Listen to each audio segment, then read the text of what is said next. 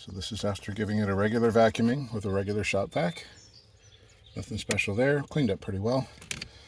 And next, I'm going to vacuum it again with the Porter Cable quarter sheet pad sander with no sandpaper on it. We'll see how that goes.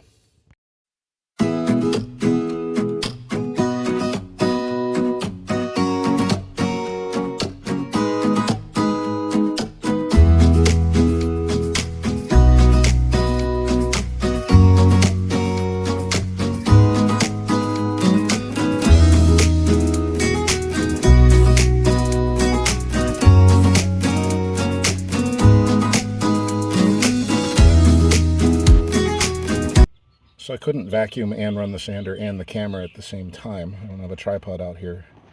So I had to vacuum with the camera off. I'm not done yet, but after just a minute or two, look at all this sand that vibrated out of the carpet. That's just a minute or two of that sander running. That's amazing. Let's finish it up.